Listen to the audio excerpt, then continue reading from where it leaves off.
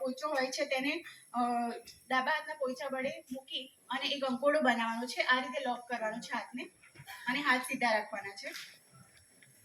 હાથને ક્યાં મૂકવાના છે તો આપણા છાતીનું જે લાસ્ટ હાડકું હોય છે, જેને પાછળના હાડકાની લાસ્ટ હાડકું જેને ઝીફર્ડ પ્રોસેસ કહી છે, ત્યાં આપણે બંને હાથ મૂકવાના છે.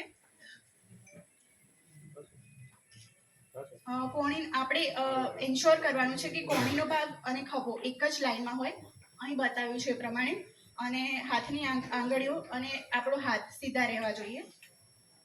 ચેસ્ટ કમ્પ્રેશન આપણે એટલીસ્ટ 5 સેન્ટીમીટર આપવાનું છે, 6 સેન્ટીમીટરથી વધારે નથી આપવાનું, અને એની સ્પીડ છે 120 પર મિનિટ, એટલે 1 મિનિટમાં 100 થી 120 વખત ચેસ્ટ કમ્પ્રેશન આપવાના છે.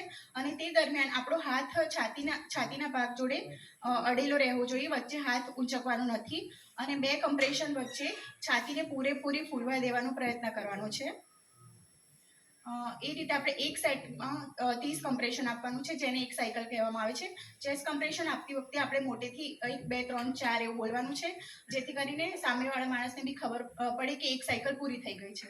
અને દબાણ આપવાની ઝડપ અને સંખ્યા જાળવી રાખવાની છે.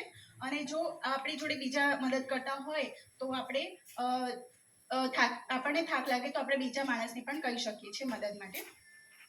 30 વખત ચેસ્ટ કમ્પ્રેશન આપ્યા પછી આપણે દર્દીનો પ્રતિભાવ ચેક કરવાનો છે. જો પ્રતિભાવ નથી આવતો તો એ રીતે કમ્પ્રેશન ચાલુ રાખવાના છે. મેં કીધું એ પ્રમાણે 1 મિનિટમાં 100 થી 120 વખત કમ્પ્રેશન આપવાના છે.